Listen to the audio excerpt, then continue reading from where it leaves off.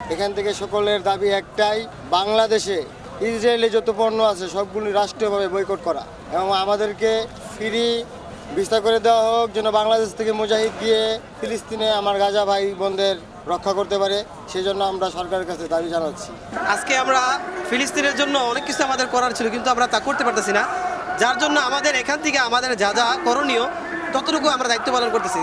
দেখেন এখানে ফিলিস্তিনেরা খাদ্য পাচ্ছে না, বস্ত্র পাচ্ছে না, কারো সাহায্য পাচ্ছে না, তারা বোম্বিংয়ের আঘাতে তারা খণ্ড বিখণ্ড হচ্ছে। এখান থেকে আমাদের করণীয় হচ্ছে আমরা ইসরায়েলের বিরুদ্ধে, সন্ত্রাসী রাষ্ট্রের বিরুদ্ধে আমরা প্রতিবাদ জানাচ্ছি, হিংসা জানাচ্ছি, নিন্দা জানাচ্ছি। আর আমাদের মুসলিম ভাই বোন ফিলিস্তিন তাদের স্বাধীন রাষ্ট্রের জন্য আমরা এখানে আমাদের প্রতিবাদ আমরা জানাই দিচ্ছি তাদের জন্য।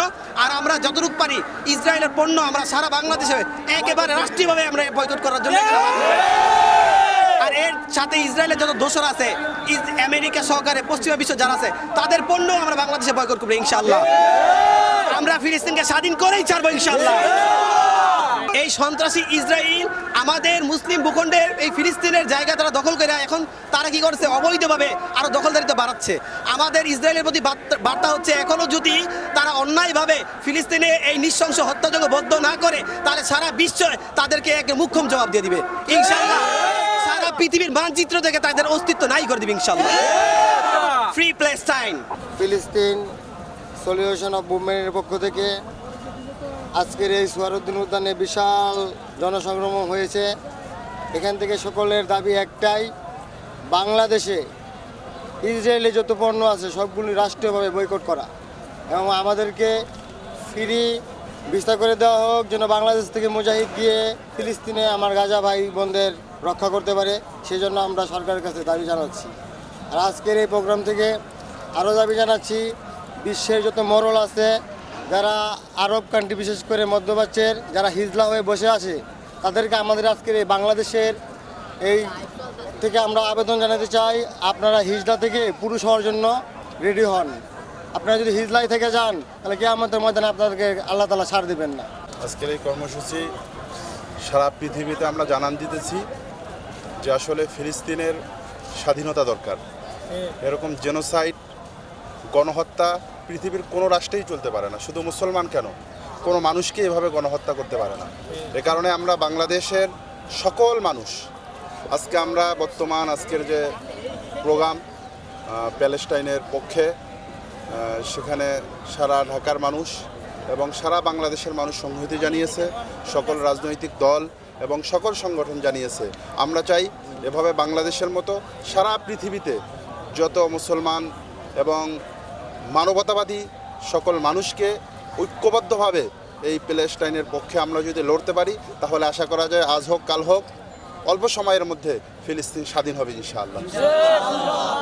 এবং আজকের এই প্রোগ্রাম সারা বাংলাদেশের মানুষ যেভাবে সফল করেছে, বাংলাদেশের মানুষকে আমরা আন্তরিক ধন্যবাদ জানাই।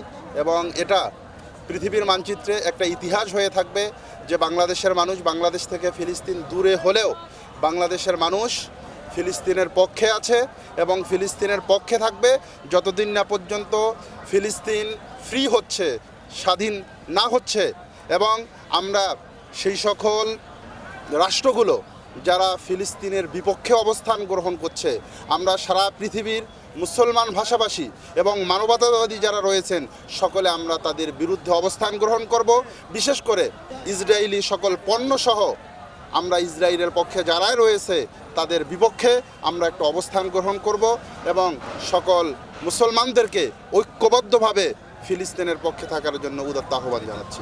দুর্ভোগ সেই আরববাসীদের জন্য যারা এ ফিলিস্তিনের হত্যাকাণ্ড দেখা সত্ত্বেও যারা নিশ্চুপ ছিল। পাশের দেশে ফিলিস্তিনে বোম্বিং হয়, কিন্তু মিশর একটা দেশ হয়ে তারা এত বড় একটা দেশ এবং এত জনসংখ্যা হয়েও তারা কোনো প্রতিবাদ করেনি। এটা এমন হয়ে গেছে যে একটা কোরআনের আয়াত আমার খেয়াল পড়তেছে যে তাদের চোখ আছে কিন্তু তারা তা দেখে না, তাদের কান আছে তারা শোনে না, তাদের অন্তর আছে কিন্তু তারা তাদের কোনো উপলব্ধি করে না, তাদের অন্তরে আল্লাহ মোহর মেরে দিয়েছে। কিন্তু দেখা যায় যে আমাদের এই ফিলিস্তিন আক্রমণের মধ্যে আমি শুধু ইসরায়েলকে দায়ী করতে চাই না, দায়ী করতে চাই আমি আরবদেরকে। কেননা প্রত্যেকটা মিসাইলের যত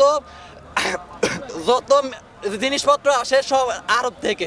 কেননা যখন এসব তেল আমদানি করে থাকে সৌদি আরব, কাতার এবং দুবাই থেকে, কিন্তু তারা ঠিকই চিল করতেছে এবং ঠিকই দুশ্মন রাষ্ট্র আমেরিকা থেকে তারা পারমাণবিক বোমা কিনতেছে। কি দুর্ভোগ তাদের জন্য। এটা আসলে আসলে আমাদের গাজাবাসীর জন্য একটা পরীক্ষা চলতেছে, যেটা হচ্ছে গাজাবাসী জান্নাতে চলে যাচ্ছে, কিন্তু আমরা পরীক্ষার মধ্যে পড়ে আছি। আল্লাহর কাছে আমাদের জবাব দিতে হবে যে বাকি 200 কোটি মুসলমান কি করছে।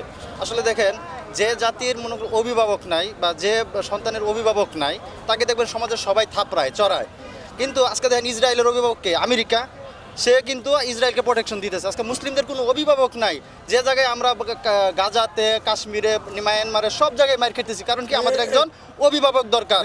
আমরা এই 57 দেশের যে অভিভাবক, এইসব অভিভাবক দরকার নেই, যে সেকুলার অভিভাবক যারা মুসলিমদের কান্নাকে দেখে না। আজকে আমরা এই গাজার জন্য আমরা জাতিসংঘের কাছে যাচ্ছি, কিন্তু জাতিসংঘ 1948 সালে সর্বপ্রথম ওই অবৈধ রাষ্ট্রকে বৈধতা দিছে। কিন্তু গাজার মুসলিমকে ওরা কখনই রক্ষা করবে না। পৃথিবীর কোনো প্রান্তে মুসলিম যখন গণহত্যার শিকার হয়েছে, কোনো সময় জাতিসংঘ পাশে এসে দাঁড়ায় নাই, বরঞ্চ এটাকে আরো প্রমোট করছে এবং উস্কাইয়ে দিছে।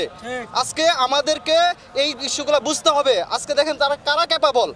আমরা এই যে হাজার হাজার আন্দোলন হচ্ছে সারা বিশ্বের ভিতরে, ইসরায়েলি আন্দোলন হচ্ছে, আমেরিকাতে আন্দোলন হচ্ছে, কিন্তু একটা বোম কি কম পড়ছে ফিলিস্তিনি হত্যার জন্য? কোনো বোম্বিং মিস হয় নাই ওদের। আজকে আমাদেরকে মারার জন্য ওরা সবাই এক হয়ে গেছে, কিন্তু আমরা 200 কোটি মুসলমান কিছু করতে পারতেছি না, কারণ কি আজকে আমাদের অভিভাবক নাই। আজকে আমাদের একজন সালাউদ্দিন আইয়ুবের মতো অভিভাবক দরকার, একজন খলিফা দরকার, যে নাকি তার সেনাবাহিনীকে ফিলিস্তিনে লিবারেট করবে। আজকে আমরা যতটুকু করতেছি আমাদের ইমানি দায়িত্ব, এইটুকু তো আমি করবোই, ফিলিস্তিনি বয়কট করবোই, কিন্তু পাশাপাশি আমার দেশের যে সেনাবাহিনী আছে এদেরকে মাস করাইতে হবে ফিলিস্তিনে।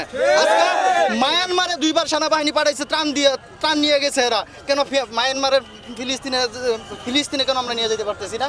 আমাদের শাসক যারা আছে এদেরকে বলা আপনার সেনাবাহিনী প্রেরণ করুন। আমাদের উচিত সেনাবাহিনীর মাধ্যমে এই গাজাকে মুক্ত করা। আর আমরা যদি সেনাবাহিনী যদি না পারেন, আমাদের মুসলিম উম্মার কাছ থেকে নেন। বাঙালি অনেক মুসলমান আছে, শত শত কোটি কোটি মুসলিম জনতা আছে যারা ফিলিস্তিনে যুদ্ধ করার জন্য প্রস্তুত। আমাদের একটাই হওয়া উচিত, সেনাবাহিনী মার্চ করা ফিলিস্তিনে।